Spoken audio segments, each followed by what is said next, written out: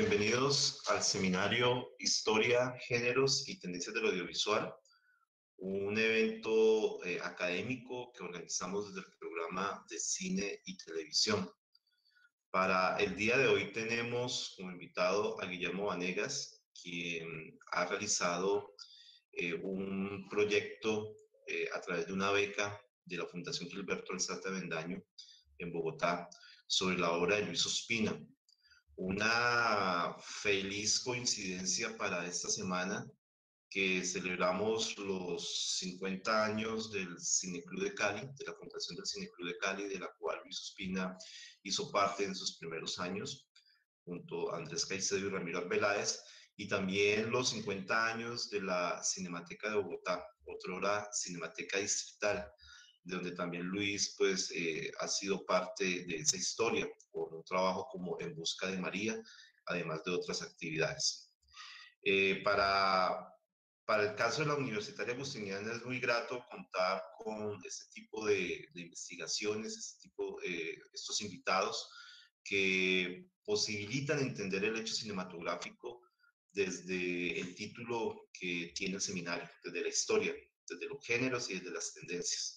En este caso, Guillermo viene de las artes plásticas, es un crítico asiduo del arte colombiano, y aquí vamos a tener otra mirada, una mirada, pensaría yo, desde el arte contemporáneo enfocada a la cinematografía colombiana y a la obra de un autor, y de eso se trata nuestra actividad del día de hoy. Guillermo, buenos días y agradezco mucho que hayas aceptado la invitación para nuestro seminario. Muchas gracias.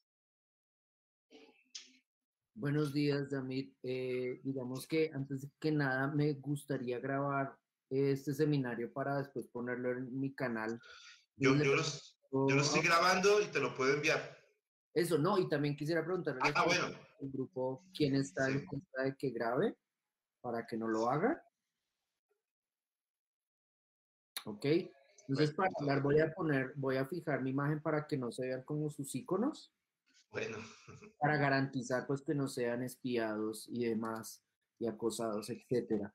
Entonces, Yamit, ¿por dónde empezamos? ¿Qué respondo? Pues, yo pienso que siempre hay una pregunta que le hago a los invitados y es ¿quién es Guillermo Vanegas? ¿Quién es Guillermo Vanegas? ¿Cuál ha sido su actividad académica? Sus intereses, ¿por qué el tema también, ¿no? Como la parte final de esta presentación. Perfecto. Y luego sí podemos hacer como ya la entrada como desees de la presentación o de lo que desees presentar o exponer sobre el tema que el día de hoy se titula Luis Ospina, el corolario es casi inevitable, 1970-2019. Vale, entonces, para comenzar, es de destacar que mi pregrado es en psicología.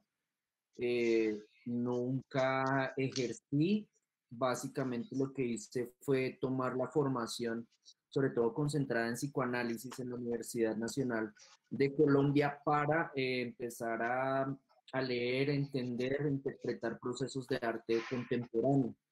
En ese sentido, desde ahí hay que hablar de un empate porque hice estudios de artes en la Academia Superior de Artes de Bogotá, solamente duré 2 años. A partir de ahí, entonces, como en esta mezcla de intereses, básicamente lo que hice fue derivar, entonces, el aprendizaje que adquirí en la universidad respecto a teoría psicoanalítica a la comprensión de prácticas visuales y culturales, pues que fueran inmediatas, recientes y posteriormente me di cuenta que mi nivel histórico me servía. Entonces empecé a configurarme un perfil dentro del sistema del arte bogotano, operando como a múltiples niveles, como montajista de exposiciones, como productor de exposiciones, como realizador de exposiciones, como curador, como investigador. En 2005 me gané una beca que implicaba la publicación de un libro.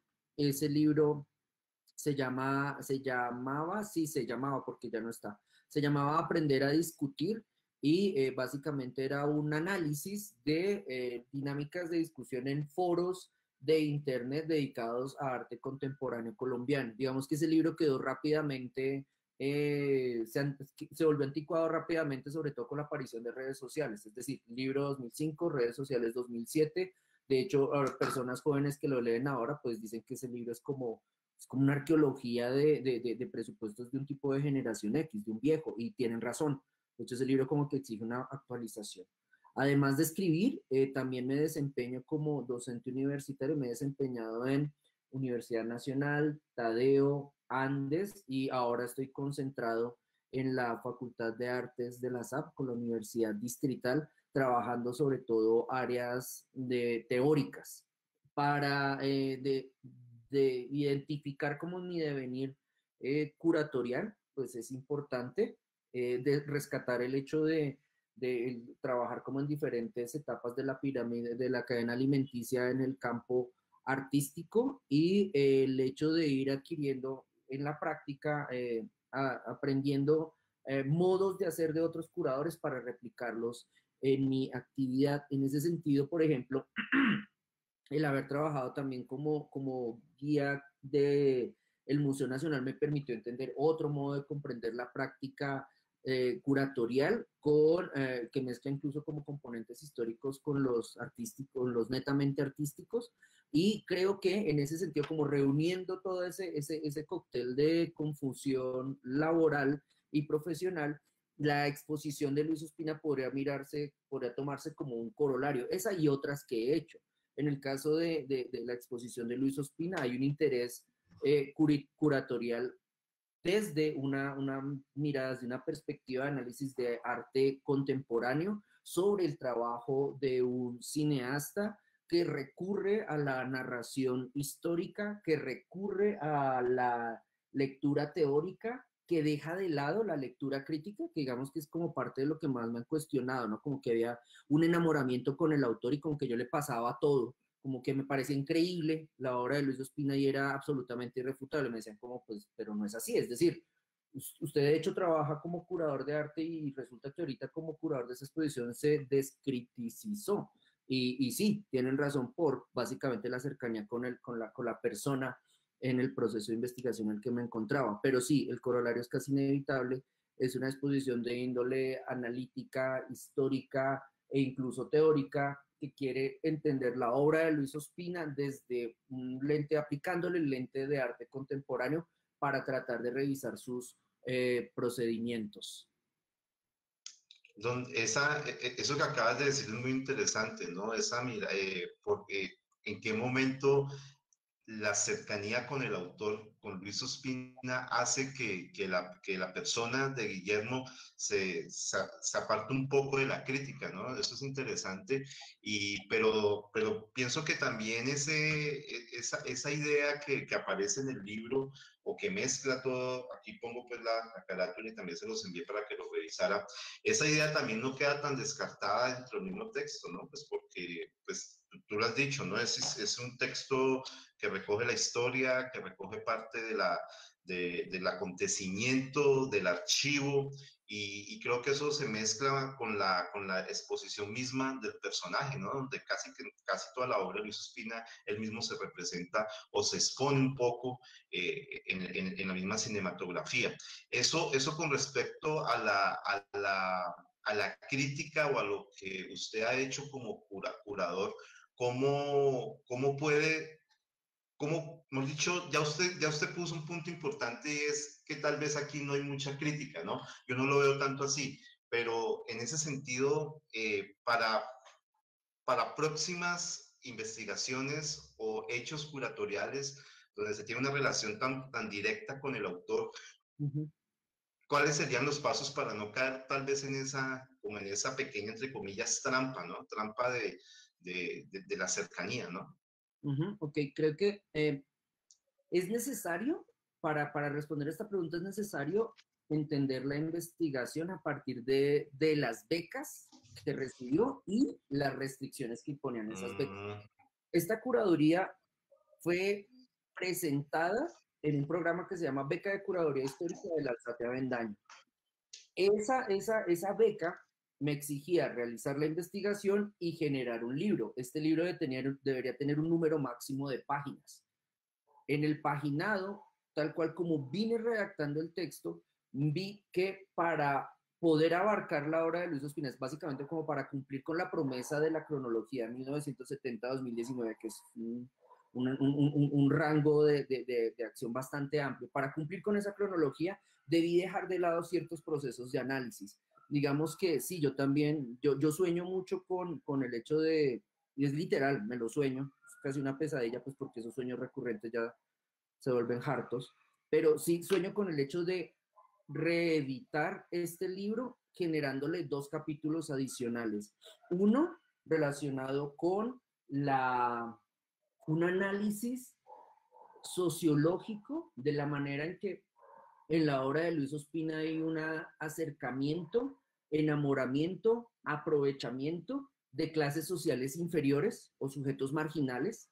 Entonces, como que me interesaría hacer ese capítulo donde, pues, desde Agarrando Pueblo en adelante, Agarrando Pueblo, Asunción, la trilogía de los oficios, en algunas partes de Adiós a Cali, en algunas partes de Todo comenzó por el fin, etcétera. ¿Cómo se relaciona el director con estos sujetos de clase social inferior a la de él respecto a la mirada que produce sobre ellos, la voz que les da en algunos casos, la relación ambigua de respeto, admiración, visibilización, burla a las que los somete y el tipo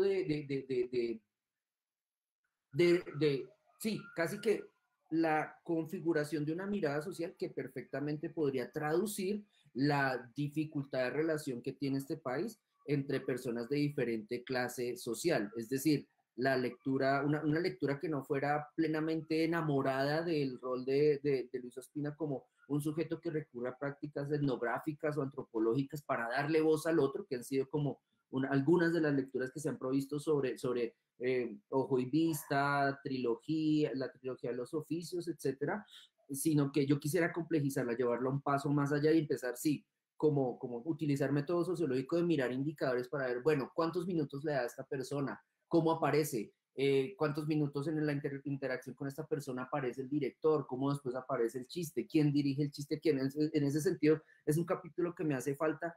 Y otro capítulo que me hace falta es sobre digamos que en ese capítulo anterior también me tocaría mirar, por ejemplo, la polémica en la que se vieron envueltos Ospina y Mayolo por la recepción que tuvo Agarrando Pueblo, donde fueron víctimas del mamertismo ultra radical cuando les atacaron de generar manipulación respecto a los personajes para usufructuar la miseria, básicamente como que caen presa de la misma crítica para ganarse premios, o la polémica que acompañó el premio de Asunción, donde básicamente la mamertocracia también les atacó a través de diversos órganos, Alternativa, la revista Alternativa y Voz Proletaria, donde pues básicamente les decían como pequeños burgueses de mierda, ustedes están basándose de manera crítica en la lucha de clases para burlarse de una pobre empleada.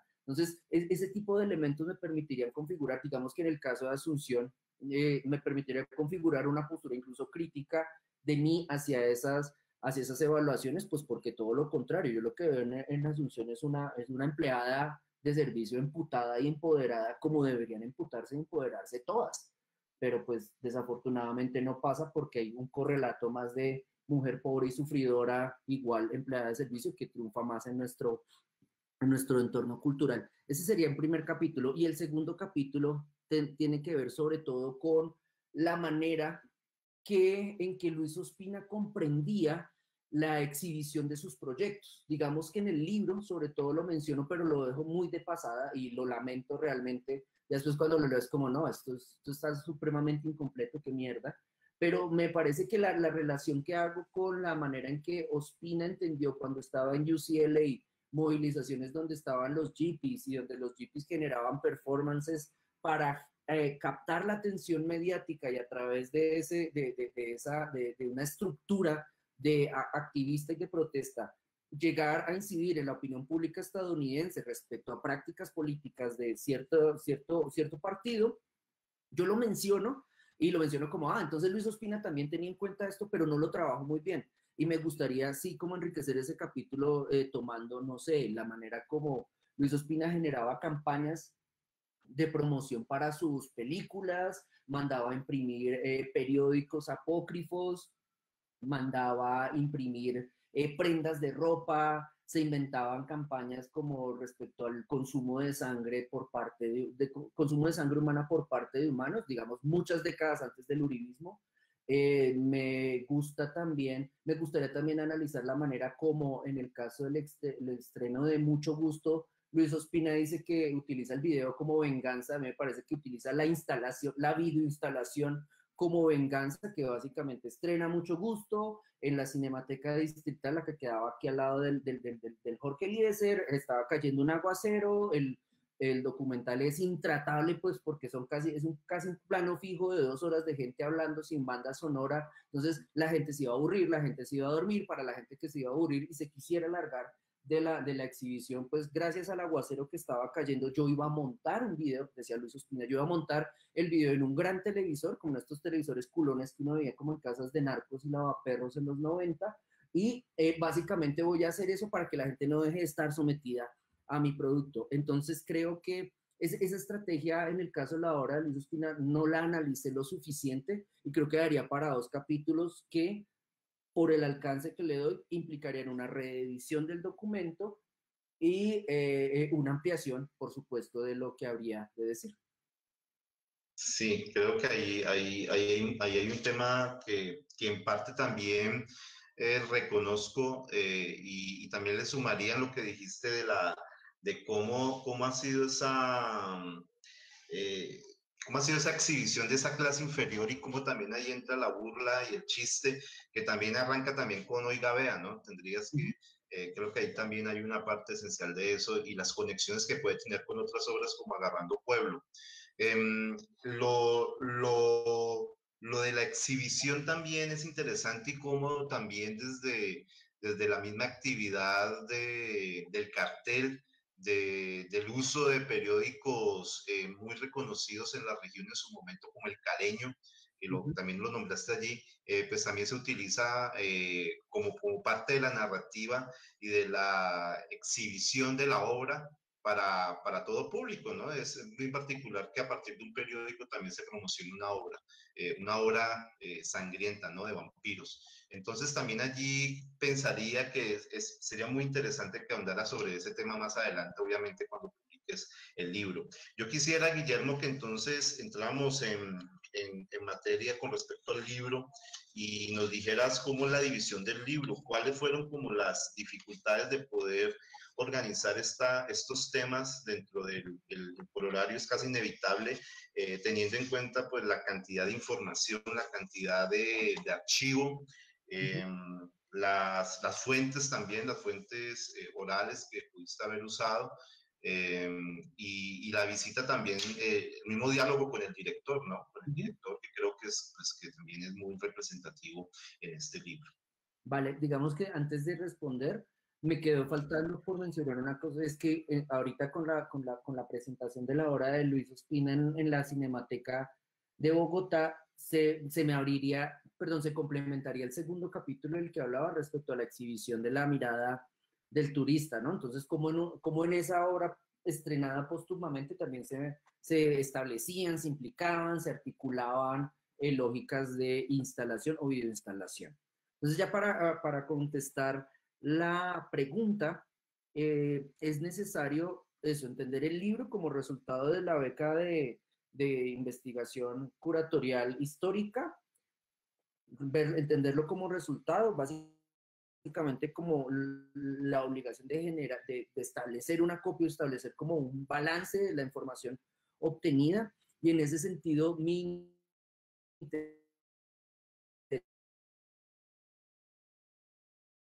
sesión porque pisar la, la, la producción bibliográfica, notaba que en muchos casos autores y críticos caían presa de la abundancia de información producida por este autor y caían enamorados por la cantidad de información y además como por la manera en que él mismo perfila a su personaje. Entonces, pues un sujeto que aparece constantemente, que se permite los juegos autoirónicos e irónicos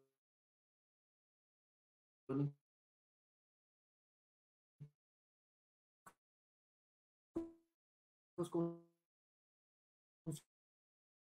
su contexto,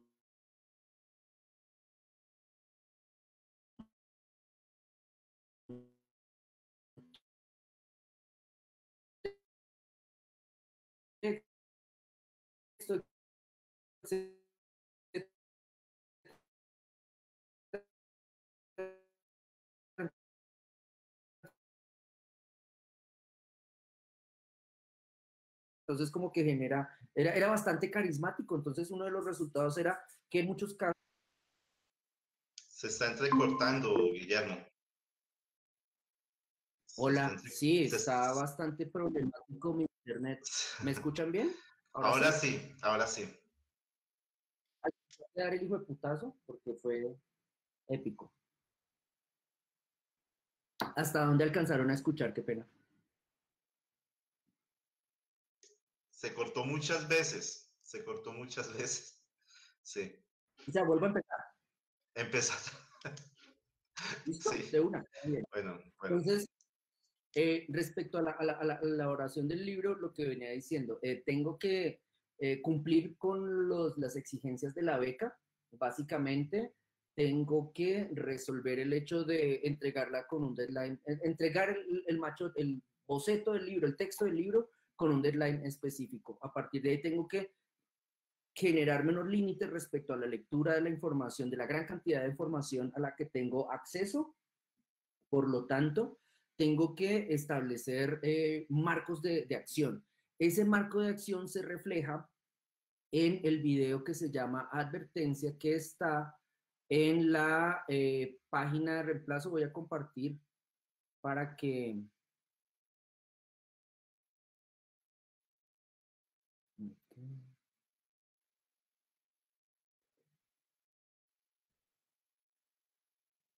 Ya se está viendo, ¿cierto? ¿Sí? Ya te... ¿Listo? Ahí está abriendo, sí, ya se ve.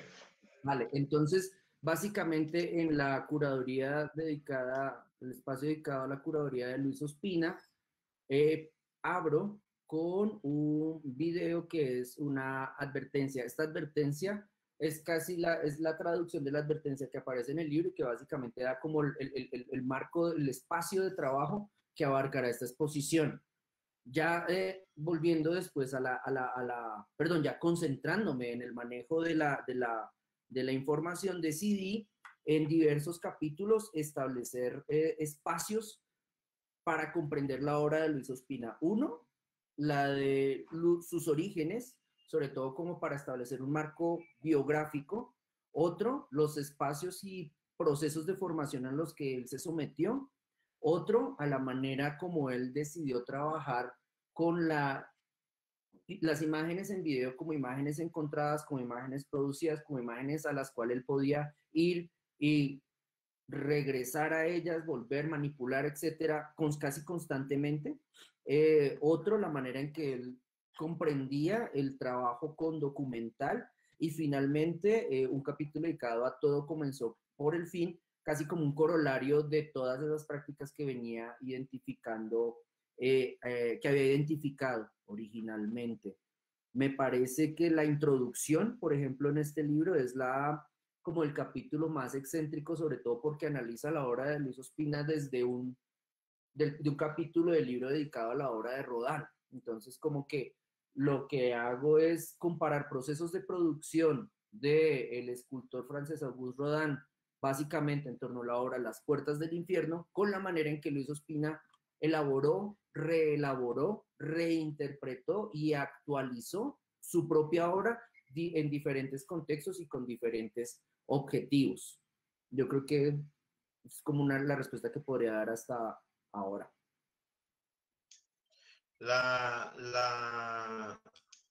obra de Luis Ospina Con respecto al título que utilizas, es también muy interesante porque acaba de hacer una conexión que no había pensado con el tema de esos personajes de clase inferiores, ¿no? De clases inferiores que aparecen en muchas de las obras. Y creo que en esa frase del corolario es inevitable, pues ya de antemano nos está llevando a esos momentos de las entrevistas de los dos personajes en las dos obras, de la cual nace la frase, o en la cual aparece la frase. Ujú. Creo que ahí también hay una conexión muy interesante para tener en cuenta porque el título nos ayuda a comprender eso. Para los que de pronto no han revisado las obras, pues la frase que utiliza Guillermo Vanegas para el título de su libro hace parte de Agarrando Pueblo y de Pura Sangre, ¿cierto? Sería Ujú. así como la cuestión. Yo pienso que podemos hablar, si ya tienen preguntas y consultas de lo que revisaron en la página, los que lograron revisar la página, revisar el texto, pueden alzar la mano y comencemos a conversar con Guillermo, que sería interesante. Vale, yo le pediría a Yamit que su merced Sí, hiciera esa moderación y que las personas fueran abriendo micrófono para... sí, sí, ah, sí. Claro, sí, aquí como está la manito, ellos pueden alzar la mano y yo les voy dando la entrada. ujú. ¿Quién tiene alguna pregunta o consulta?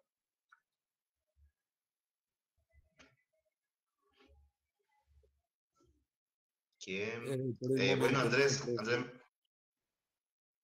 dale, Leonardo. No, no, estaba diciendo que por el momento no, profe. Ah, por el momento no. ¿Quién tiene alguna pregunta? Yo, profe, Andrés, dale, sí, Andrés. bueno, profe, yo quería preguntar porque, bueno, yo vi Agarrando Pueblo y vi la crítica que hace Luis Ospina, Carlos Mayolo y Andrés Caicedo, y pues la comparé a esta obra un poco anterior, que es la de Gamín, y siento que después de estos cineastas haber creado esto del manifiesto de la pornomiseria y haber hecho este documental como que chocaron con los demás cineastas, ¿no? De los que estaban como vendiendo sus proyectos al exterior y lo que dice la palabra Guillermo, lo de la miseria y del querer vender toda esa, como, sí, todas esas vivencias colombianas acá en el exterior, eso para Luis Ospina el, el manifiesto o por qué lo hizo, por querer ir en contra de los otros cineastas que estaban como mostrando esta miseria colombiana o simplemente lo hizo porque lo necesitaba hacer. Ok, yo creería que hay que mirar con pinzas eh, la producción de Agarrando Pueblo, la estrategia de circulación a que fue sometida la película, el debate que generó y las respuestas que dieron Ospina o Mayolo. ¿Por qué? Porque si tomamos Agarrando Pueblo con un lente actual como ideologizado, sesgado, donde básicamente si se identifican gestos derogatorios respecto a clases sociales inferiores, ya decimos Agarrando Pueblo igual, película clasista igual cancelada, creo que nos impediríamos entender la complejidad de procesos que estén allí. Básicamente, yo sí creo, sí, suena un poco melodramático el uso de esa palabra en este contexto, pero sí creo que había una necesidad por parte de los realizadores de hacer esa película para cagarse en otros que habían implementado, han generado un canon respecto al tratamiento de un tema. Entonces, Bogotá, en Bogotá, ¿qué es lo que hay? Muchos pobres. ¿Qué es lo que hacen estos productores? Sobreabundar en producciones con esos pobres para obtener réditos en el exterior respecto a, no sé, premios y circulación. Existiendo ese fenómeno, Ospina y Mayolo lo producen agarrando pueblo, autoironizando e incorporando con su presencia ante cámara el gesto del vampiro de la pobreza, que era pues, como esa traducción que recibió esta película para el exterior. Al autoironizar incluso personas como Carlos Mayolo actuando en su rol de director vampiro, se atreven a prácticas sociales non santas y perseguidas dentro de nuestro contexto como el consumo de droga. A eso, este sujeto le enriquece el personaje estableciendo diálogos en los cuales menciona a personas de esta población sin acudir a posiciones políticamente correctas, sino refiriéndose a ellos como respecto a como una lengua franca respecto a la manera como en Colombia se suele referir a estas poblaciones y no maquilla su presencia cuando habla sobre putas, mendigos, locos, etc. En ese sentido, esa necesidad se ve entonces complejizada por las diferentes lecturas que se dan ya en la misma película. Cuando hablo de las cámaras actrices, que eso, digamos, lo mencionaba en la exposición, si ustedes vieron el video que se llama La visita guiada es inevitable, ahí hablo de ellas como cómo el utilizar cierta cámara y aprovechar las condiciones de formato, grano, tipo de película, etcétera, y el resultado que dan para generar capas de sentido dentro de la misma película, cómo podría entenderse como una manera de iniciar la crítica que se quiere hacer contra su contexto. En segunda instancia, creo que efectivamente esa ironización que hacen los actores, directores de esta película, le plantea un reto de comprensión a su contexto. Y entonces le obliga a los directores realmente pornomiséricos a tomar posición o silenciarse, callarse, como, ah, mierda, se refieren a mí, yo me voy, o permitirle a otros opinadores, otros sujetos que quieren meterse en la discusión sobre esta obra, permitirles que la caguen, porque se toman literalmente la presencia de estos actores, la presencia de sus textos, la manera de su punto de vista. Entonces creo que pasan a juzgar la preironía de las personas que toman literalmente lo que se dicen Agarrando Pueblo como un juicio de sesgo clasista. Entonces, preirónico se cree lo que le presentan, no es capaz de decir, me están mamando gallo, ¿será que lo que están diciendo es verdad? ¿Será que en serio quieren que yo piense de esa manera? Sino que el preirónico dice, no, nada, eso es tal cual estos manos lo dijeron, por lo tanto, ¡pum!, cancelación. Entonces, juegan a develar, a denunciar la preironía de lectores de espectadores ideologizados, orientados por principios morales o éticos, básicamente godos disfrazados de izquierda o de progresistas. Y finalmente, creo que en la manera en que operan dentro del debate de la exhibición de Agarrando Pueblo, publicando manifiesto de la pornomiseria, participando en prensa, dando entrevistas, etcétera, ahí intentan complementar con una lectura teóricamente más compleja, complementar con sus posiciones respecto a, o más bien con la explicitación adicional de sus posiciones respecto a Agarrando Pueblo. Creo que en términos de recepción, esta película aporta no solamente lecciones para la comprensión de cierto cine colombiano, sino aportaría lecciones, era como mi interés, aporta lecciones respecto al arte contemporáneo local. Local me refiero a bogotano porque es como el contexto donde más me muevo. Quiero decir que Agarrando Pueblo circula en nuestro contexto, el contexto de facultades de artes plásticas y visuales, como un producto que sí, en sí incorpora varias capas de ironía, pero también es un producto que ha logrado generar como una fortuna crítica en otras generaciones, tanto así que considero yo, eso no lo puse en el libro, pero lo tenía más claro en la aplicación, considero yo que hay una serie que los artistas más interesantes dentro del denominado arte joven colombiano, antes de que apareciera el cáncer de Arbo, eran personas que hacían lecturas y relecturas en torno a procesos de producción relacionados literal o tangencialmente con Agarrando Pueblo. Esa es como una hipótesis que formulé, que creo que estaba en el epílogo, que ahí menciono como unos nombres. Pero sí, como que antes de que todo fuera algo, es decir, todo fuera una mierda, había buen arte contemporáneo colombiano. quiénes lo hacían y por qué. Y según mi hipótesis, como el sesgo que yo estaba poniendo, era porque estas personas aprendían, asimilaban, sí, tomaban como elementos derivados de obras como Agalando Pueblo. Sí, como que la reinterpretación, no, como que la reinterpretación siempre es importante en ciertas épocas, ¿no?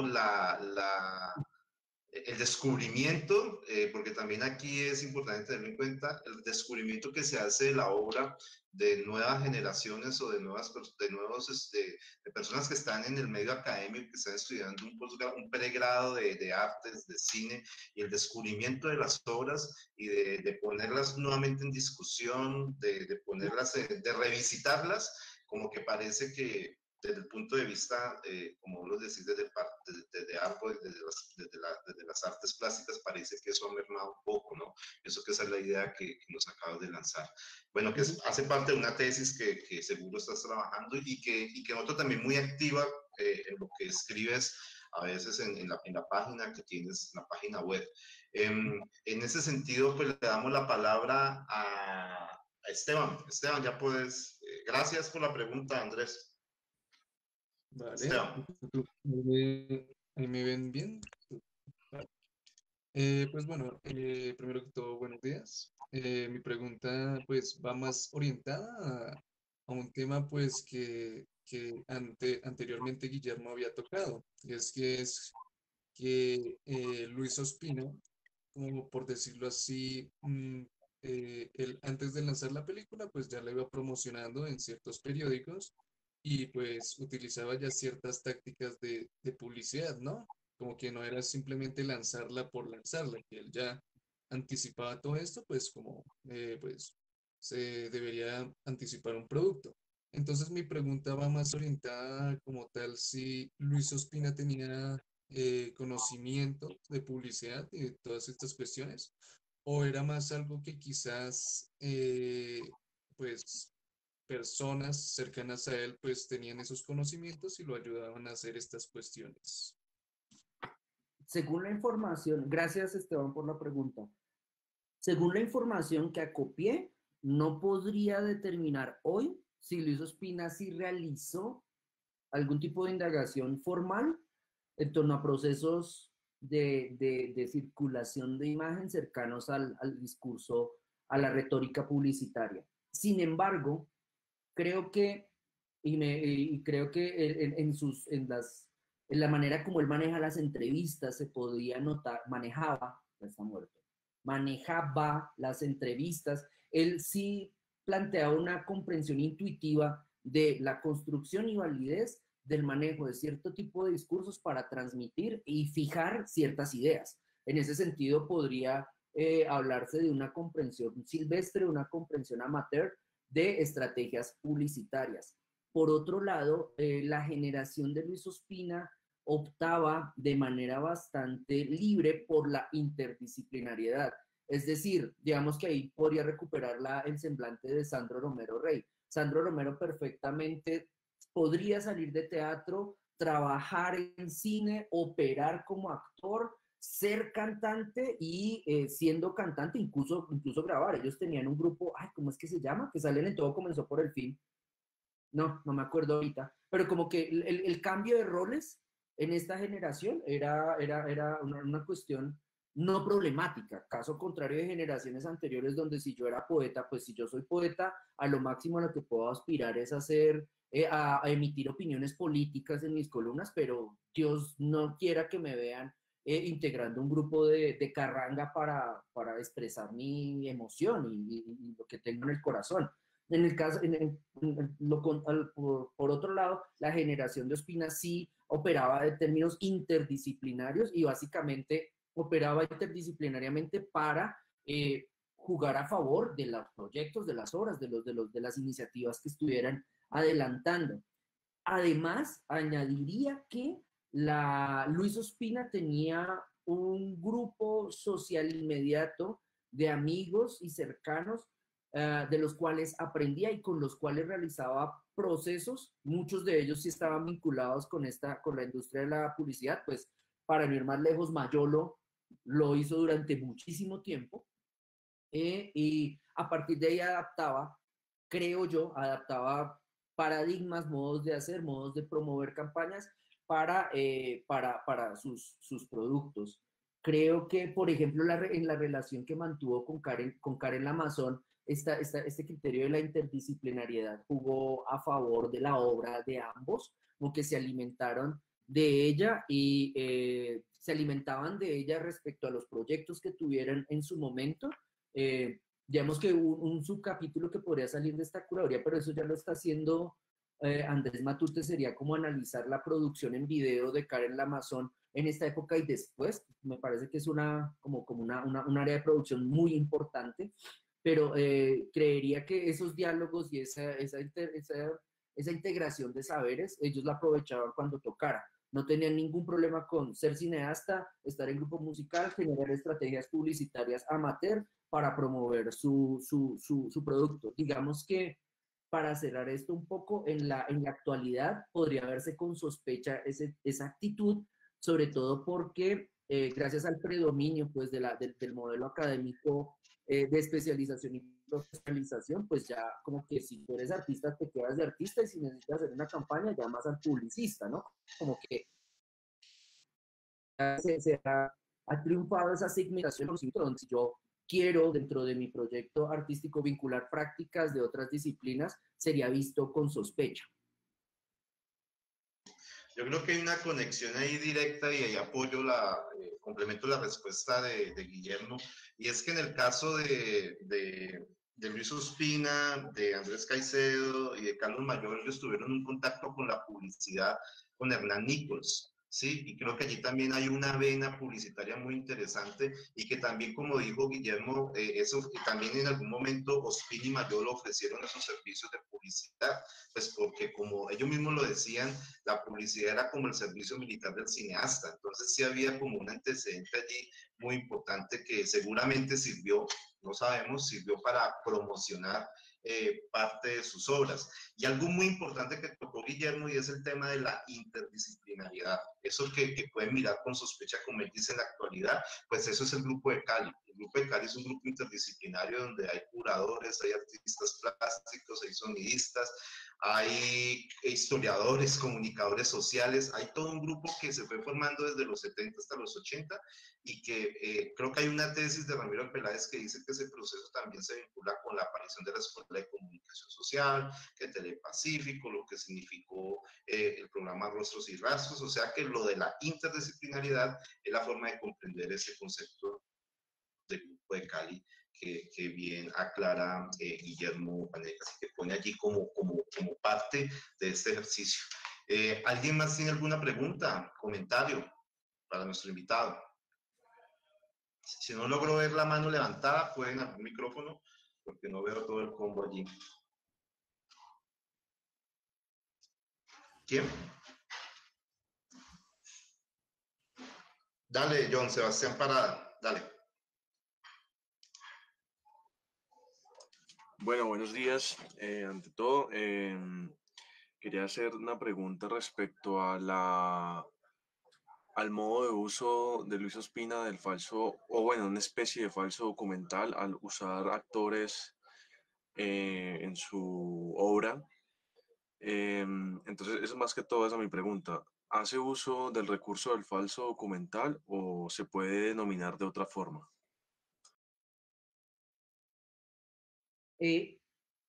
Hay un punto podría ser, digamos, como para tratar de resolver esta pregunta, no sé activamente si sí o no, pero creo que en los capítulos Collage Postmoderno Permanente y Tácticas Documentales Creíbles, me meto un poco en esa problemática.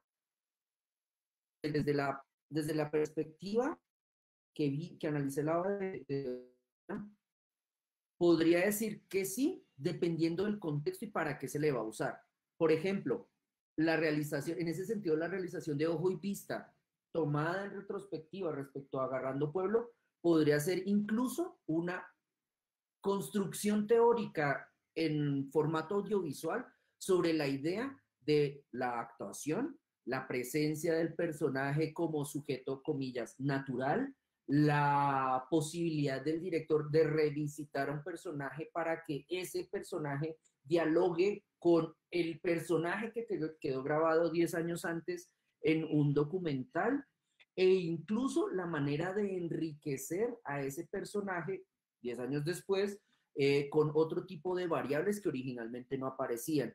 Entonces, documental, falso documental, cinema verité, cinema mentiré, que esa expresión de hecho la manejaba Ospina también como con libertad en diferentes productos, en diferentes obras, pues es como una vía de análisis para entender, creo yo, incluso como una teorización propia de Ospina respecto a su manera de comprender la producción de imagen audiovisual, su manera de aprovechar la imagen audiovisual producida por él o ya existente, y los interjuegos que se pudieran presentar con escenarios, actores, y aquí actores pueden ser naturales o formados, pues de formación profesional, o incluso situaciones.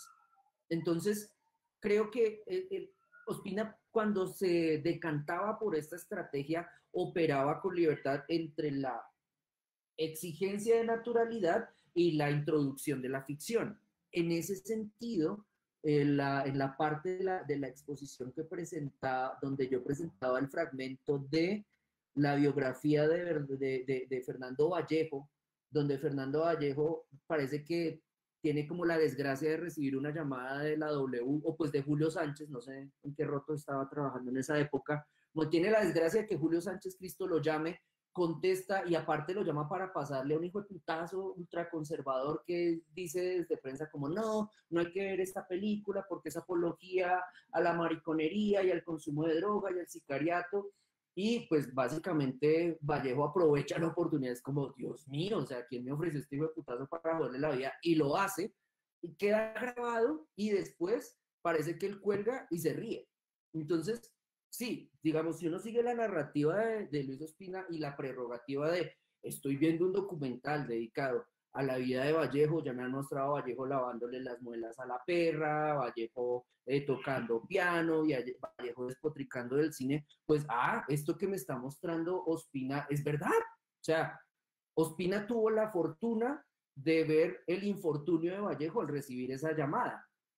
Pero en ese sentido la estrategia uno la puede tomar en esa perspectiva o tomar la entrevista, el diálogo con el director para que responda irónicamente con una sonrisita cuando uno le dice, usted preparó esa escena, ¿cierto? Y es como jijiji. El jijiji es supremamente importante porque no dice sí o no. Es como, Mónica, usted es el espectador, usted decide si eso es documental o es ficción y usted decide si lo acepta.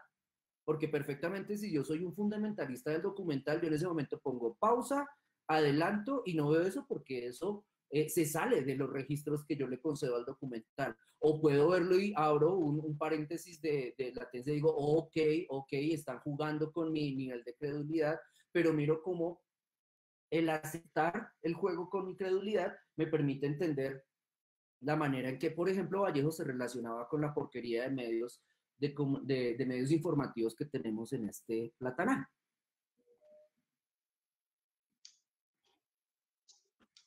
Sí, gracias. ¿Quién tiene más? Juan Sebastián.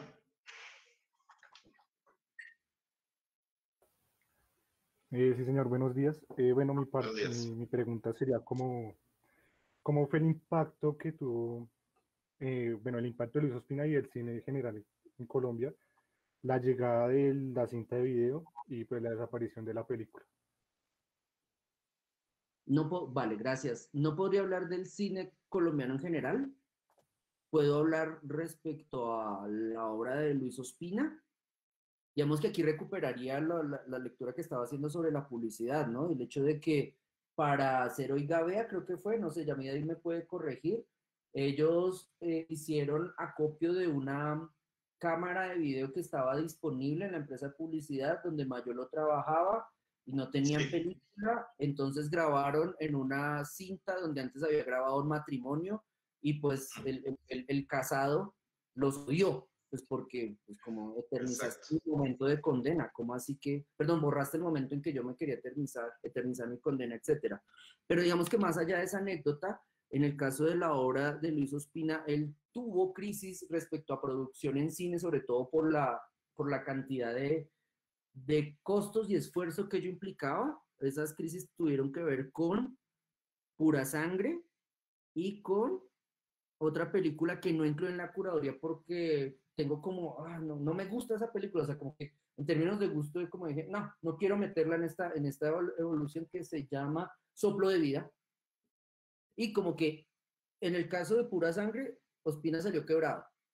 En el caso de Soplo de Vida, Ospina salió enfermo. De hecho, en mis obras completas, es el libro que él publicó que está agotado, había una parte como decía, pues todo este esfuerzo y toda esta enfermedad, como que tengo problemas digestivos, estoy deprimido, estoy llevado del putas, no tengo plata, todo esto para divertir el público, como que ahí lo divierta su madre y ahí como que cierra esa declaración uno podría decir, ¿no? Como una declaración de odio por sus espectadores o una relación ambivalente con los esfuerzos que implica el producir cine en un país como este y los réditos nulos que ello genera. Y podría uno decir, como ve, ese nivel de sospecha, bien valdría la pena ponerlo en juego respecto a la obra de Ospina o a su propia biografía. Ahora bien, respecto a su propia biografía, sobre todo en ese artículo que está en la revista El Malpensante, no recuerdo el año ahorita, que es como el video como Resurrección, creo que se llama. Este artista, este realizador básicamente lo que hace es empezar a analizar las diferentes implicaciones que tuvo en su obra el trabajar con piezas de video y los cambios que asimiló y las ventajas y las bondades que eso tuvo para su devenir, de hecho.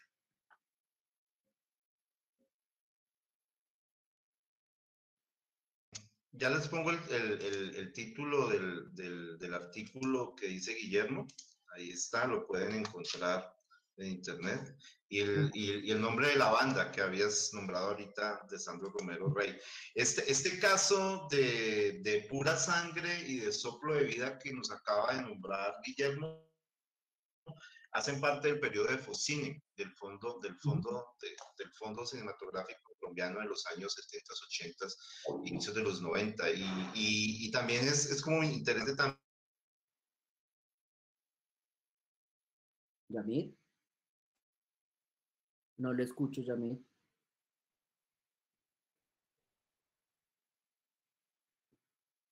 Se cortó, sí.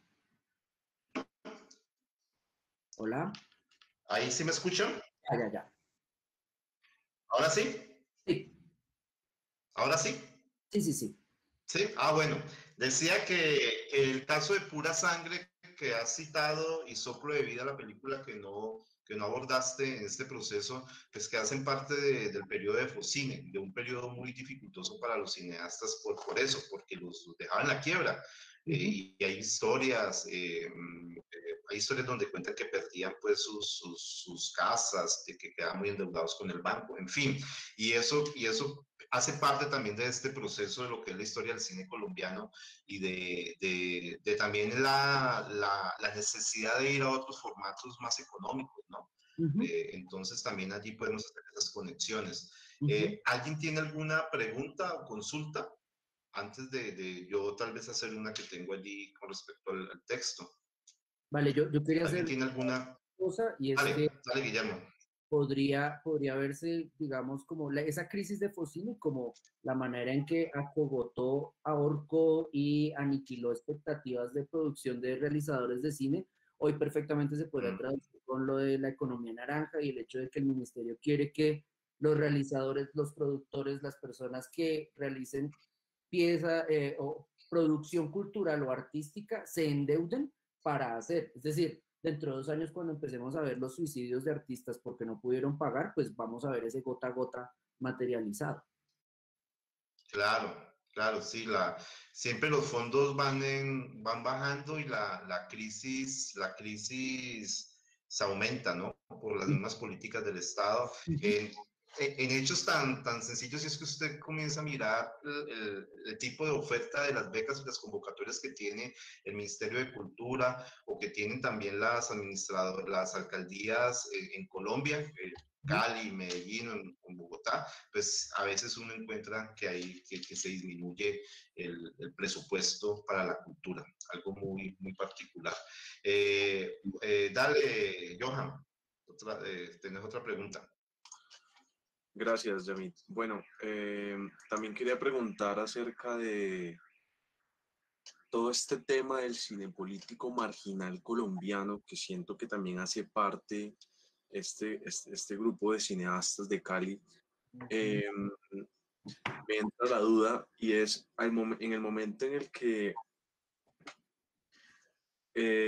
pues fallece este director, ¿continúa el cine político marginal? ¿Se transforma el cine político marginal?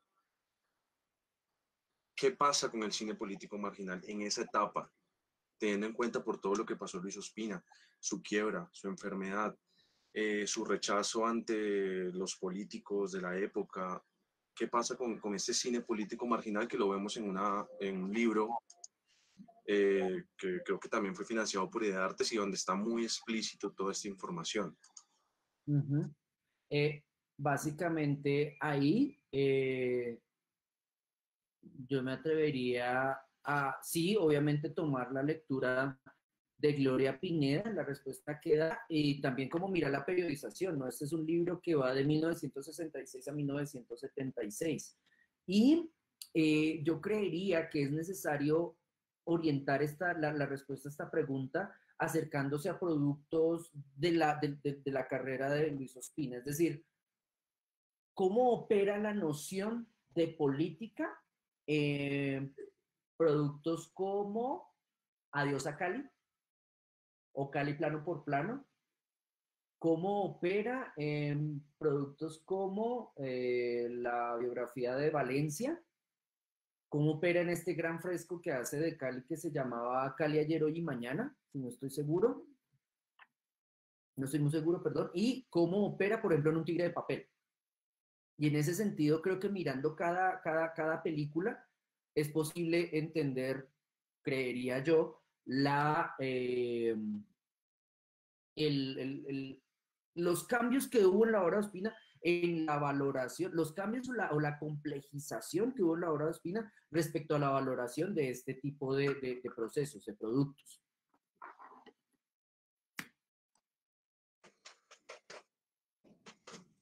Vale, gracias. Vale.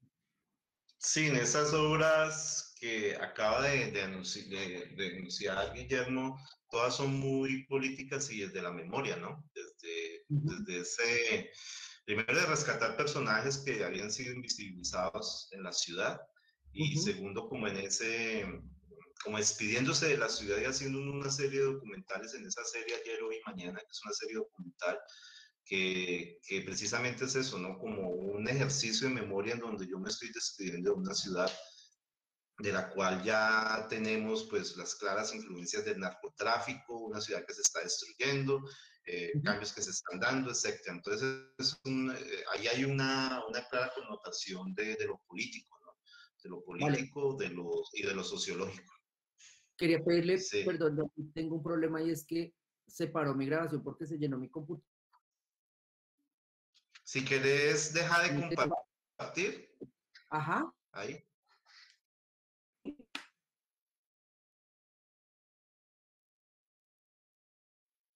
Listo.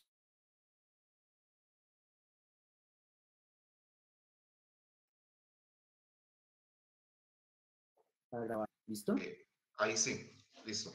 Bueno, entonces, yo creo que hay una connotación de lo político y de lo sociológico en esa serie documental Ayer, Hoy y Mañana. Oscar Efren, tenés una pregunta. Te doy la palabra. Sí, señor, buenos días, ¿cómo están todos? Bueno, digamos que son como dos. La primera es que, pues de lo primero que habla, o de los primeros temas que toca Ospina, es la pornomiseria y ya muchos años después escuché que él también abordó un tema o a lo que le colocó también como el nombre de pornoconflicto. Y entonces, pues yo pensaría que también tenemos porno narcotráfico y si nos vamos a la televisión tendríamos pornodrama también. Eh, si usted que se acercó a Luis Ospina, o sea, de pronto qué diría Luis Ospina acerca de eso no, sino o sea, ¿qué nos diría o Luis Ospina para que no cayéramos en esa desgracia de convertirnos en, digámoslo así, en pornotemáticos? Me gusta la expresión que usted acaba de acuñar, no sé si es nueva, pero ese podría ser el título de un libro, como pornotemáticos, y empieza a desgranar esta problemática. Creería que en ese libro que me acabo de imaginar a partir de su idea, sí se podría establecer una evaluación a partir de la explotación exagerada en primer plano y sin mediación de interpretación estética, es decir, como una de esas interpretaciones del porno, que es como, el porno es como el sexo sin seducción. Entonces, ¿cómo mirar? Sí, efectivamente, a partir de la acuñación del concepto de pornomiseria que ha pasado, pero también intentar como una mirada hacia atrás, ¿no? Porque digamos como que en esos antecedentes de pornomiseria, cierto cine colombiano, sobre todo es el del llamado de los maestros, como el de los 40, también realizaba pornomiseria, pero era una pornomiseria propagandística de, entre comillas, buena fe, donde al campesino se le mostraba siempre como un galán, caballero, borrachín, divertido, dispuesto a la seducción permanente,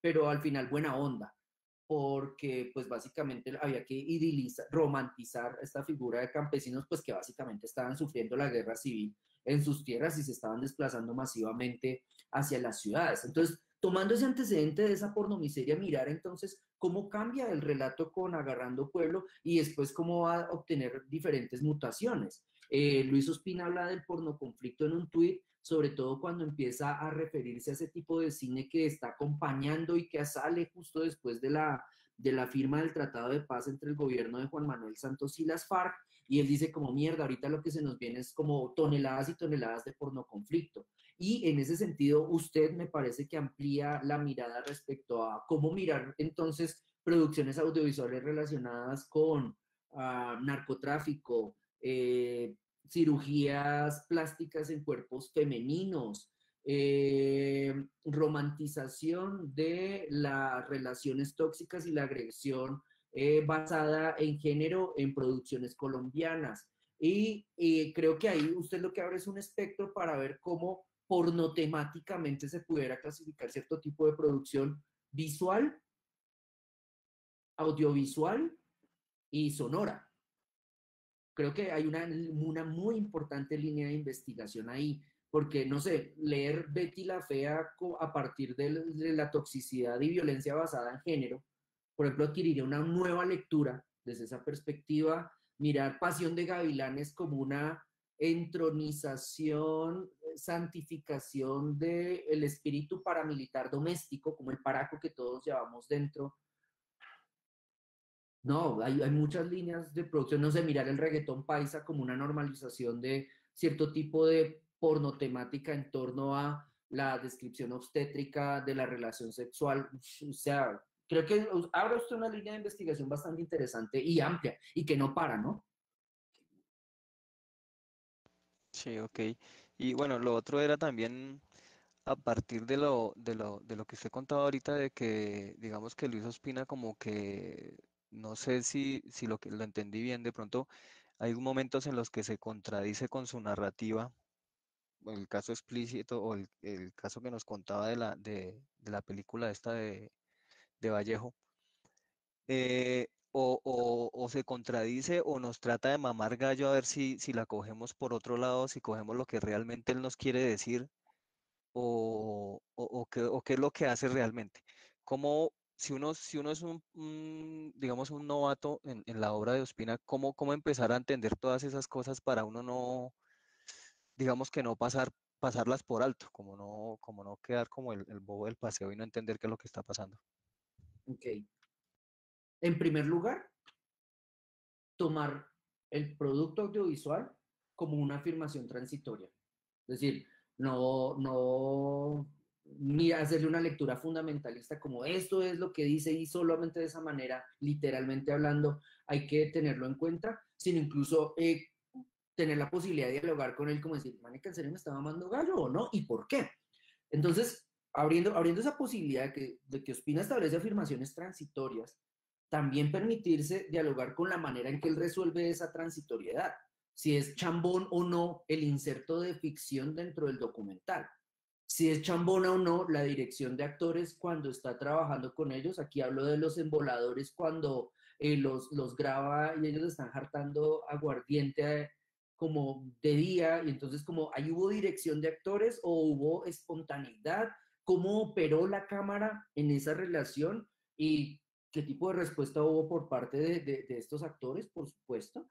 Entonces, el observador de la obra de Luis Ospina, si la mira de manera fundamentalista, está cagado, porque entonces, de manera fundamentalista, ¿cómo entender sus relaciones ambiguas con clases sociales inferiores? ¿Cómo entender la representación de la presencia femenina en diferentes producciones? ¿Cómo entender el consumo de drogas? ¿Cómo entender el consumo de alcohol? ¿Cómo entender la relación con la fe judío-cristiana católica, pues? Entonces, superando la literalidad, sí se permiten una serie de interjuegos que, además de dar la posibilidad de entender la obra de Luis Ospina, también permite la adaptación y la copia de procedimientos. Aquí me refiero a un conversatorio que hubo entre Mendoza, el director de cine, Lina González, artista, Pedro Adrián Zuluaga y el editor de las últimas películas de Luis, no me acuerdo ahorita cómo se llama, no sé si también me lo pudiese recordar, que coinciden, ustedes lo pueden encontrar en el perfil de Facebook de... Rubén Mendoza. Rubén Mendoza era el director y estaba el editor, una persona joven de gafas con el pelo curly, ¿cómo se llama él? Que él también participó en este conversatorio y pues este conversatorio ustedes lo pueden encontrar en el perfil de Pedro Adrián Zuluaga de Facebook, donde están hablando sobre la obra de Luis Ospina y básicamente Mendoza recuerda la realización de un segmento de video, no recuerdo para qué película, que se llama Obra para Cítricos Extranjeros. Mierda, estoy repleto de lapsus hoy. Fragmento para Cítricos Extranjeros. Es básicamente como un juego que hace Mendoza trabajando con un actor que es un adulto anciano que está en pantaloncillos, en exteriores, en un terreno, pues, y donde le dice, bueno, entonces tú lo que vas a hacer es refregarte contra el árbol. Y el man como, sí, y el man, sí, de hecho te vas a quitar la ropa cuando te refriegues contra el árbol. El man como, en bola, ni mierda, yo salgo en pantaloncillos. Y por otro lado está Belandia, el de Belandia y la Tigra, que dice, no, pero entonces yo meto ahí una guitarrita y hago musiquita para ambientar. Y Mendoza es como, no, weón, es que no, aquí no necesitamos audio. Y el otro, no, pero en serio que la guitarrita, mira, hago así. Y entonces, y después Mendoza habla con el staff, que se está viendo pues en cuadro.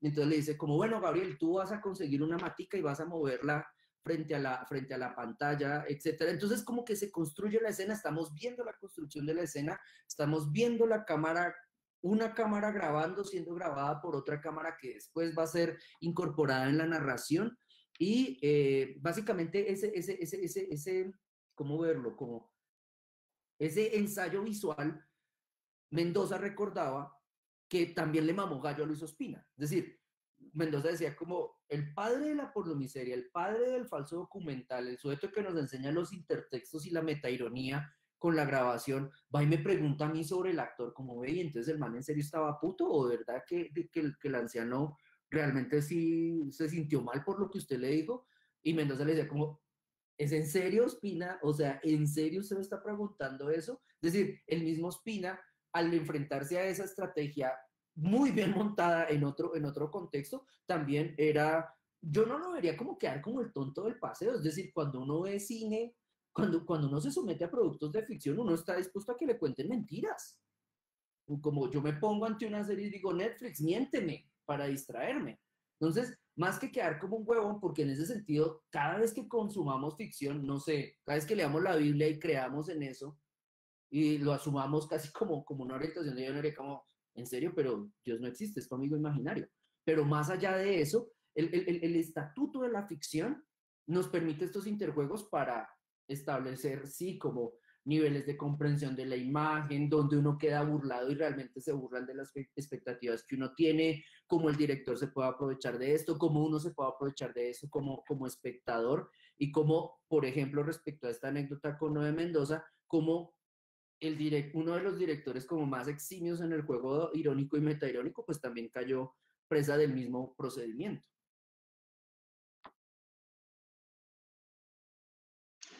Andrés Mauricio, tenés una pregunta. Sí, profe, bueno, Dale. yo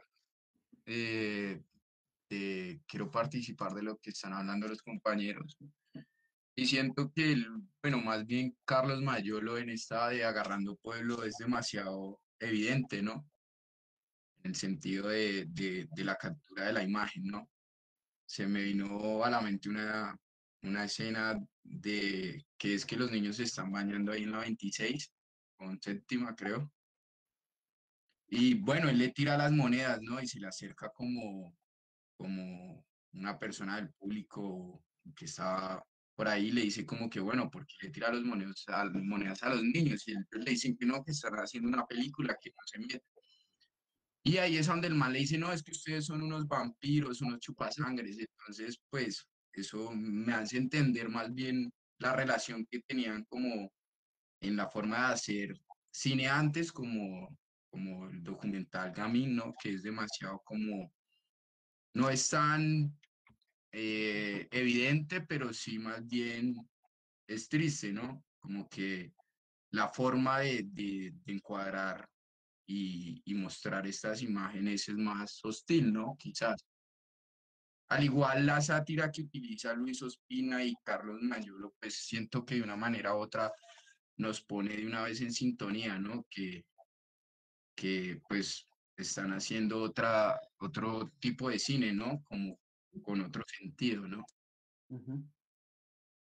Yo ahí solo sugeriría otra vez como la suspensión de la credulidad, porque sí, originalmente, es decir, en un primer y segundo visionado uno puede ver agarrando pelo y puede ver esa escena y decir, claro, el actor es Mayolo, el público es natural, pero también uno puede preguntarse, el actor es Mayolo y puede que el público esté repitiendo un libreto para el cual se entrenó. Y en ese sentido, como agárrese y bótese que lo doy para una curita, que es como la hijueputez del director, se puede como contrastar, tener en cuenta respecto a la manera como responde este sujeto que les dice, es que ustedes son unos vampiros y ustedes hacen esto para venderlo en el exterior. Yo me lo preguntaba, por ejemplo, respecto a los niveles de alfabetización de esa época y a la posibilidad de que un sujeto, aquí estoy acudiendo a mis prejuicios sociales y visuales, de que un sujeto vestido de esa manera, caracterizado de esa forma, es decir, como un personaje de clase obrera, pudiera tener tiempo para pararse frente a una fuente en la 26 con séptima en Bogotá de día, es decir, en horario laboral, para criticar en términos de teoría del cine y teoría de la distribución de películas del cine lo que estaba sucediendo ahí. Entonces yo digo, mierda, en esa época los niveles de alfabetización no eran tan altos como para que personas provenientes de este segmento poblacional realizaran esos juicios. Insisto en que estoy hablando desde mi prejuicio. Es decir, puede ser un obrero que sí leía Ojo al Cine y sabía quién era Andrés Caicedo y lloró con su suicidio, etc. Pero en ese punto, ¿qué pasaría si ese sujeto fuera también un actor? Es decir, estaríamos siendo engañados, doblemente engañados o triplemente engañados, o más bien disfrutamos del engaño para tratar de entender como el relato más global de la película. Sí, sí, yo creo que asumir el hecho, como llamo yo el hecho cinematográfico, debe ser un acto libre, ¿no? Un acto libre y de estar dispuesto al engaño y estar sin una venda, ¿no? Para poder uno asumir el hecho cinematográfico y hacer su propia reflexión en torno a esto. Creo que ahí es algo importante lo que vos decís sobre esa suspensión de la credibilidad, ¿no? Y esa afirmación transitoria que nos puede entregar un autor, un director de cine. Le doy la palabra a María Camila, que también alzó la mano. Dale, María Camila.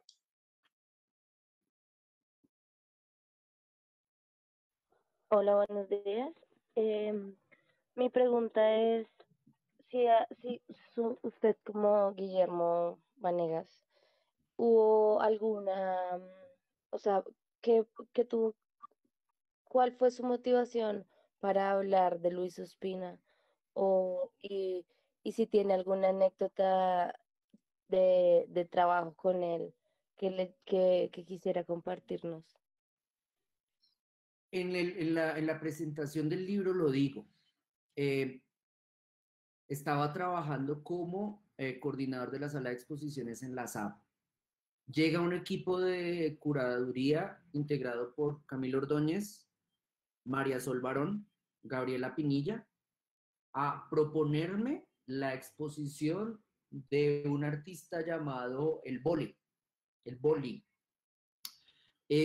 básicamente era un artista sorpresa, del cual no me iban a hablar a grandes rasgos, simplemente me iban a decir como qué condiciones tendría esa exposición y que si era posible hacer. Yo le propuse al comité asesor de esa sala de exposiciones esta exposición basándome sobre todo en un criterio de confianza, es decir, este equipo de trabajo ha realizado otro tipo de investigaciones, consideraría que lo que resulte acá, es decir, si existe boli o si ellos se lo están inventando, lo que sea, pueden salir con un buen resultado. Convenzo al comité curator, al comité asesor y nos vamos con la exposición. Resulta que el boli era un seudónimo de Joe Broderick cuando hacía caricatura. Entonces lo que va a hacer este equipo curatorial es entender a Joe Broderick no como el biógrafo de Camilo Torres, como este intelectual que opera en nuestro contexto y también tuvo inherencia en la configuración de la relación iglesia, movimientos progresistas, vinculación armada, etcétera, sino vamos a comprenderlo a partir de los dibujos que hacía. Entonces, la exposición se abre y lo que me permite ese equipo curatorial es ver la manera de entender no canónicamente la trayectoria de un intelectual, sino mirarlo desde otros flancos. Ahí me enseñan una metodología. Y a partir del aprendizaje de esa metodología, me encontré con Todo comenzó por el fin, y que la veo entonces como una retrospectiva, una autorretrospectiva, un retrato de un grupo, etcétera, como todos los calificativos que he recibido esta producción. Entonces cruzo la exposición El Boli con Todo comenzó por el fin y me digo como que es natural, es necesario hacer una exposición dedicada a la obra de Luis Ospina, pero desde las artes visuales. Lo hago y empiezo a trabajar. Y anécdotas, pues creo que más que anécdota, no sé ahorita qué palabra utilizar, porque si utilizo fortuna es muy Disney. No, la posibilidad que me abrió Luis Ospina para atenderme en su domicilio, en el estado de salud en el que se encontraba, y me permitió pues revolcar su archivo, hablar con él, etcétera, como que más que anécdota, como es que no quiero usar la palabra fortuna, pero sí como la posibilidad de haber intercambiado con él frases y aspiraciones respecto a lo que estaba haciendo, y en algún caso incluso recibir orientación, como cuando yo digo que me paraba con mis hipótesis, era que había puntos donde yo empezaba a volar. Bueno, y entonces usted y la obra, ¿para qué? No, como no, Guillermo, perdón, calma, está sobreinterpretando, amigo. No es por ahí, güey. Mírelo por otro lado. Otra vez la risita, ¿no? Y como el Guillermo, amigo, calma, de pronto simplemente es un chiste. No explica el chiste. más bien relájese con su sobreinterpretación y mire más bien por qué digo el chiste, en qué contexto. Ahí había como una orientación, yo diría metodológica y que buscaba como sofisticar mi lectura, ¿no? Como la disposición a dejarse preguntar, ¿no? Y a responder muy concretamente. Creo que ahí está como una clave de esos encuentros que se pudo tener con Luis cuando se conversaba con él. No sé si alguno de ustedes tiene otra consulta, otra pregunta, comentario. Yo creo que está muy ligada a la que acaba de hacer María Camila, en el caso de Leonardo, que tiene problemas pues, de conexión, y me dice que él quería preguntarle a Guillermo en qué se inspiró, pues en parte ya lo has dicho, para crear el proyecto, mostrado en la página web de Reemplazo. ¿Qué problemas y soluciones ha encontrado durante la realización del proyecto? O encontró durante la realización del proyecto, Guillermo, de parte de Leonardo Enciso, que no pudo conectarse. Listo. Entonces, Leonardo, hay un problema brutal. Y es que yo estoy trabajando con material audiovisual. En ese sentido, respecto a la pandemia, yo estuve de buenas que hubo pandemia. Es decir, que fui obligado a la virtualización de la exposición para presentar esta curaduría. En el mundo real yo tenía un bollo tenaz respecto a cómo mostrar esta cantidad de segmentos de video en una sala de exposiciones simultáneamente sin que se contaminaran sus audios. ¿Por qué? Porque la experiencia fenomenológica de ver una película con audífonos de manera individualizada era muy diferente a quizás las prerrogativas de exhibición que había tenido el director cuando la pensó para una experiencia colectiva. En segunda instancia, esa problemática a esa problemática se añadía la de los costos, sobre todo la gran cantidad de recursos que debería invertir en el alquiler de equipos de exhibición. Llega la pandemia, queda en stand-by este proyecto, queda en stand-by, no el proyecto, queda en stand-by la solución de la presencialidad, presentar en salas de exposición. Entonces, ante ese obstáculo, Alzate Avendaño me exige generar una respuesta, una alternativa en torno a virtualidad. Hay varios problemas que empiezan a aparecer nuevos, por ejemplo, la necesidad de renegociar los derechos de exhibición de la obra, porque una cosa es que las obras estén exhibidas durante 8 horas en un espacio de exposición y otra cosa es que estén 24/7 en un sitio web. Y en ese sentido, dificultad adicional, Luis Ospina acababa de morir, entonces me tocaba renegociar derechos de exhibición con la persona que heredó, Lina González. En tercera instancia, debía pensar entonces cómo consolidar el proyecto en la red para que no tuviera una presencia mediocre o desesperada, similar a la que estaban dando una gran cantidad de iniciativas culturales que básicamente recibieron la noticia de la pandemia y empezaron a hacer presentaciones en vivo que eran una porquería y nadie veía. Entonces, ahí logré entonces entender la necesidad de generar, tomar reemplazo como un repositorio de la exposición, pero no operar a punta de PDFs y otro tipo de propuestas, sino hacer una exposición autónoma, con un diseño autónomo respecto a lo que aparece en la página y condicionada a tiempo. Entonces, en la negociación de derechos de exhibición, logró renegociar, que eso es un elemento muy a favor, como de la fortuna del proyecto. Lina González acepta que volvamos a renegociar, Bruma acepta que renegociemos precios. Entonces, bueno, ¿cómo va a suceder esto? Tengo la posibilidad de contratar a Pedro Adrián Zuluaga y no recuerdo ahorita el artista con el que hace el video que está acompañando la introducción de la exposición, que se llama Homo Videns. Logro en esa negociación entonces garantizarme que haya un flujo de usuarios a la página durante 2 meses y tomo como ventaja la posibilidad de circular diariamente cada una de las piezas de la exposición, o sea, una por día, los domingos no lo hacía, una por día en redes sociales de Reemplazo, en mis redes sociales personales para lograr ampliar como la difusión. Es decir, durante 2 meses regué spam de Luis Ospina derivado de la exposición. El corolario es casi inevitable. Y ahí lo que hice fue jugar eso con ventajas y desventajas para poder realizar este producto. Pero insisto, en presencialidad tuve el problema constantemente, ese era otro sueño recurrente, tuve el problema de resolver la museografía de la exposición y jamás di una respuesta. Pues no me había obligado a hacerlo, entonces no, quedé con unos bocetos y unos planos, pero en el mundo real jamás lo resolví. Sí, pienso que también es interesante, ¿no? Que la misma situación de la pandemia y de la cuarentena hace parte del proceso.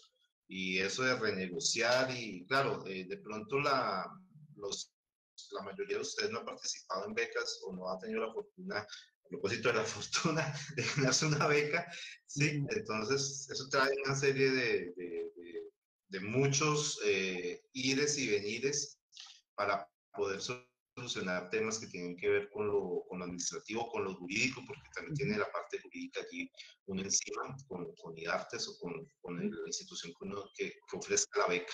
Entonces, ahí creo o pensaría creo que te alivió mucho en parte, ¿no? La forma de exhibir las obras, pensaría yo, Guillermo. Sí, no, la exhibición yo tengo una... es problemática. Qué pena, perdón. La exhibición en presencialidad no, dale.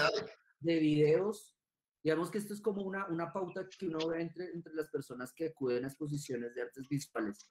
No suelen demorarse más de 10 segundos frente a una pantalla. Entonces, someter a una persona que está habituada a demorarse poco ante pantallas, a que vea un video de 15 minutos, pues es irrealizable. O sea, cada pantalla debería tener una vela de un santo al cual le habría de rezar, a pesar de que no crea en los santos, para que por favor la gente se quedara a ver estos productos. Y también la estrategia de generar como una pseudo sala de exhibición para simular una sala de cine dentro de la sala de exposiciones me parece en lo personal una idiotez, a no ser que yo esté presentando una videoinstalación y la escultura que implica el cerramiento sea concebida como parte de la obra. De lo contrario, para esa gracia alquilo un auditorio y ya, pues qué maricada ponerme a construir gradas dentro de una sala de exposición. Pero sí, en ese sentido me alivió y me parece que el resultado conseguido fue satisfactorio. Claro. Para complementar lo que dijiste de lo del videoensayo o Movidens con Pedro Adrián, es Andrés Isaza Giraldo, la persona que hizo el trabajo con Pedro, de 7 minutos, que ustedes pueden encontrar en la página donde se encuentra la exposición, junto con otros materiales. ¿Alguien tiene otra consulta, pregunta, comentario de nuestros participantes?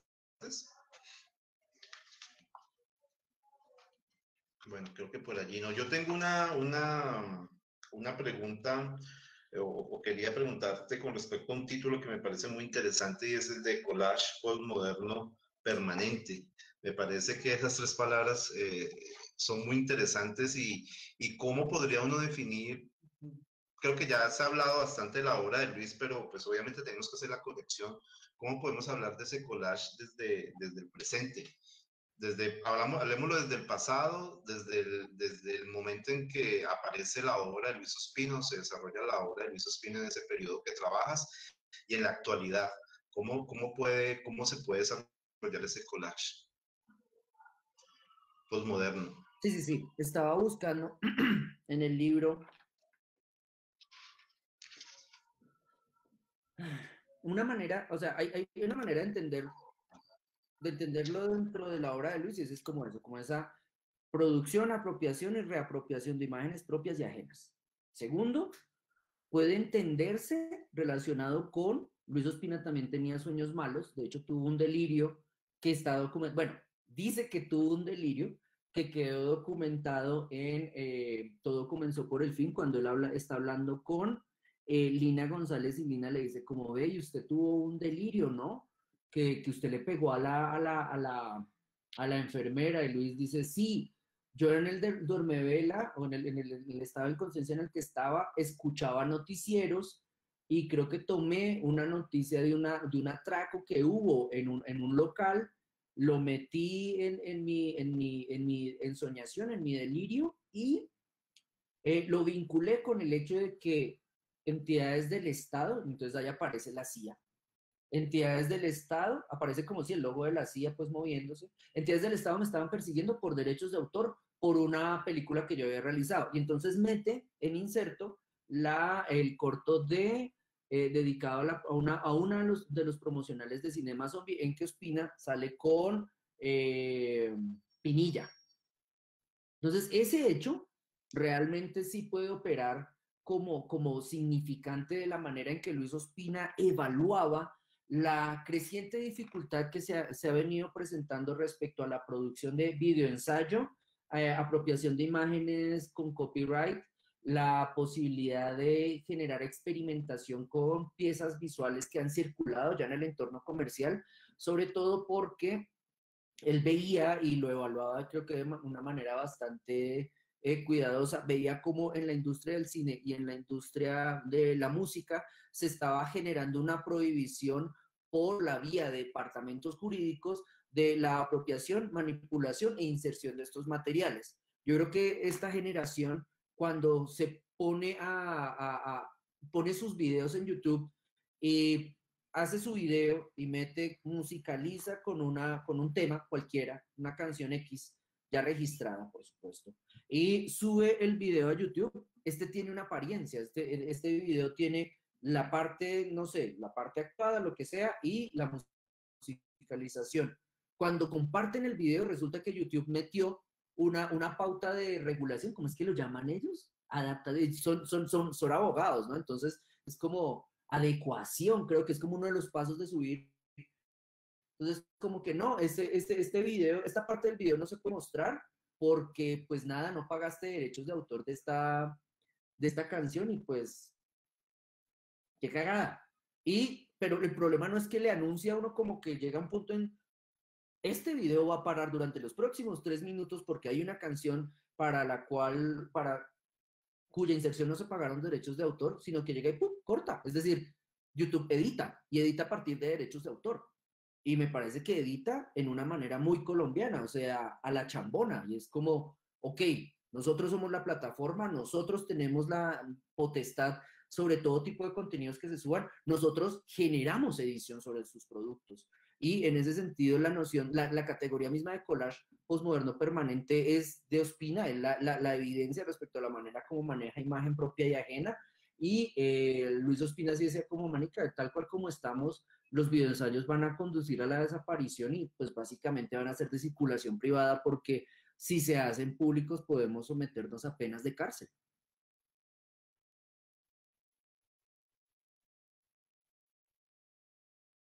Por supuesto, ahí hay unas conexiones muy interesantes. ¿Quién tiene algún comentario para ir cerrando nuestro seminario el día de hoy? ¿Algún comentario, pregunta? Sí, me imagino que quedan muchas dudas para solucionar, para revisar. Se trata de eso. Johan, dale. Bueno, gracias por el espacio también. También quería preguntar acerca de esta película de Luis Ospina que se perdió y que no, pues nunca lograron como encontrarla, En busca de María. La preguntaba más como hacia esto también influyó mucho como en su carrera, ¿no? El hecho de que nunca se haya encontrado y que solo se conserve estos pocos segundos también hizo que hubiese un declive en su posición como director y como creador audiovisual. ¿Influyó esta pérdida de esta muestra audiovisual en su carrera como cineasta? Johan, ahí, digamos, hay una corrección que hay que hacer. María se perdió, pero no la que hizo Luis, sino una que se produjo, no recuerdo ahorita la época, como primer tercio del siglo XX. Se hace María, ella se pierde, Hernando Salcedo le comenta a Luis Ospina y a este otro realizador que aparece en este proceso, a Jorge Nieto, nos cuenta esos segundos que hay sobre esta película.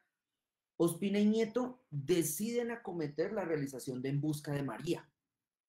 En Busca de María es producida como un proceso de, uno puede ser aquí Foucaultiano, ¿no? Como un proceso de arqueología respecto a la producción de una película, pero también arqueología de una industria, arqueología de unos discursos de desarrollo, arqueología de unas visiones de región y constructoras de identidad, por supuesto. Realizan esta película a manera de homenaje, interpretación histórica e incluso validación respecto a la categoría de patrimonio y cómo en nuestro contexto el patrimonio audiovisual suele ser despreciado. Incluso al final de En Busca de María hay una parte donde las personas entrevistadas dicen, no, es que no me acuerdo, ay, se me olvidó, ¿yo qué estaba diciendo? Ay, acabo de tener un lapsus. Entonces, Ospina incluso se permite la introducción de esos segmentos para incluso dar un relato sobre memoria. Y en ese sentido me parece muy importante, ahí sí aprovecho parte de su pregunta respecto al aprovechamiento que tuvo el propio Ospina a partir de En Busca de María, y creo que En Busca de María se perfila otra de las facetas de Ospina como historiador, que yo la convierto en una trilogía. Yo digo que está En Busca de María, Antonio María Valencia y Andrés Caicedo como una trilogía como de biografía, construcción de narración histórica sobre hechos o biografías que tuvieron un final triste, o yo no utilizo triste, creo que hablo de fracaso, de hecho, y me parece que el proyecto de En Busca de María inaugura una lógica de historización, de construcción de narración histórica, de ironización sobre la verdad y los estatutos de verdad y mentira, más bien que circulan en productos audiovisuales, e incluso la necesidad de revalorizar constantemente categorías como la del patrimonio, pues de acuerdo con lo audiovisual. Y en ese sentido, además, En Busca de María creo que permite entrever, anunciar ya juegos mucho más sofisticados como Un Tigre de Papel, Todo comenzó por el fin, etcétera, donde otra vez como que el rol del director como historiador también es predominante. Gracias, Guillermo. Gracias por la pregunta, Johan. Yo complemento ahí a Guillermo. La película es de 1922 y pues es considerada como el primer largometraje.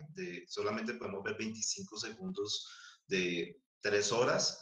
Y eso sí, también hace parte como de ese ejercicio de memoria y de eso que llamamos a veces cine en el cine, que a propósito de ese concepto de la arqueología, de la arqueología del saber, de buscar, de encontrar la película, de no encontrarla, de mirar ciertas categorías de análisis donde la memoria es muy importante, el patrimonio audiovisual, creo que allí hay un punto interesante que Guillermo ha traído también como parte de la obra de Luis Ospina. Le doy la última intervención ya a Esteban antes de cerrar. Esteban, tienes la palabra. Vale, listo, gracias. Pues mi pregunta final no va tanto orientada como tal a la carrera artística de Luis Ospina, sino quizás un poco más, pues tampoco yéndonos tanto a su vida personal, pero a mí me gustaría como tal, pues saber cuál era la perspectiva de la familia de Luis Ospina con respecto a, pues, lo que él estaba realizando, ¿no? Porque, pues, digamos que él al ser de una familia que, pues, tenía bastantes recursos económicos, ¿cómo ellos se habrán tomado ciertos mensajes y ciertas críticas que Luis Ospina dejaba implícita en sus obras? Ok, no lo sé. Nunca toqué ese tema con él, no lo encontré en sus entrevistas, ni audiovisuales, ni de otros autores. Sí hay una atención a la familia como significante. El hecho, por ejemplo, de recordar que decidió no participar en la parida de humanos para poder dedicarse a hacer cine con mayor libertad. El hecho de incluir un anecdotario familiar en el prólogo de Todo comenzó por el fin, donde cruza su relación con la enfermedad, viajes con su familia y películas hechas en contexto familiar. El hecho de introducir la anécdota, pero de una manera muy significativa, introducir la anécdota de que sea su papá el que le dé la primera cámara y le diga, ahora le toca a usted, y él diga que por hacerse el chistoso o hacerse el importante, él utiliza una palabra de su generación, como por hacerse el importante decide grabar volteando la cámara y permite la presencia de esa grabación, de esa filmación dentro de la película. Creo que él sí tenía una lectura sobre la familia y sus implicaciones en un contexto cultural como el nuestro, pero no tengo la menor idea de qué diría la familia sobre esa mirada y sobre otros juicios un poco más fuertes relacionados con el vínculo familiar y sus efectos, imposiciones, condicionamientos en la vida social de no solo de él, sino de quienes aparecemos en esa célula societaria y nos sometemos a ella o le sacamos el cuerpo. Vale, listo, gracias. Vale. Sí, bueno, alcanzamos otra. Laura, alzaste la mano. Laura Camila. Bueno, pues yo no tengo una pregunta como tal, sino pues es más como un comentario y por eso lo dejé al final. Quiero resaltar que tanto en el libro como en la exposición, él no trae a colación, digamos, las obras en línea de tiempo, sino que las vemos una y otra vez y eso se me hace muy interesante. Lo mismo en la exposición al utilizar un collage y poner varias obras, se me hace algo pues fuera como que no tiene ese cliché, sino es algo innovador.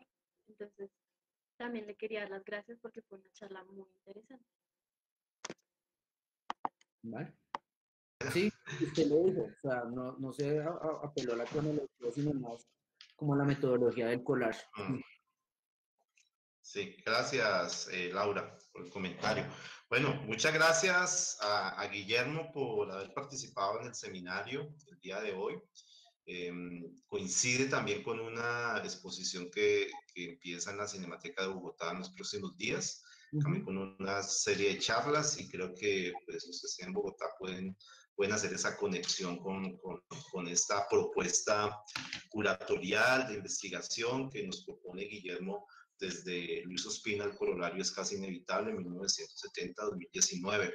Aquí hay una forma de entender otro reposicionamiento de la obra de Luis Ospina, ¿sí? Que es interesante y que recoge, y vuelvo y repito acá la palabra que dijiste hace un rato, el tema de la interdisciplinariedad. Creo que esto es clave también en un ejercicio artístico y en un ejercicio, sobre todo en el audiovisual, ¿no? Donde a veces tenemos que trabajar con muchos elementos, con muchas formas de pensar y con muchas actividades del entorno audiovisual y del entorno del cine, ¿no? Entonces, muchas gracias a Guillermo por poner en discusión, por ser tan amable en toda la información que nos acaba de entregar, ser crítico, poner siempre allí la posibilidad de no tragar entero, sino ir más allá de la misma fuente, que eso es importante, sino estar siempre con preguntas, estar siempre buscando problemas que resolver, seguir sin resolverlos para seguir ahondando sobre la discusión y sobre los hechos que podemos observar a través de una obra. Y creo que eso es lo que propone en parte Guillermo. Guillermo, muchas gracias y de antemano de nuevo agradezco tu participación. Vale, Yamit, muchas gracias a su merced y a todas las personas que estuvieron presentes. Bueno, muchas gracias y nos vemos en otra sesión del seminario Historia, Géneros y Tendencias del Audiovisual. Que tengan buen día. Muchas gracias.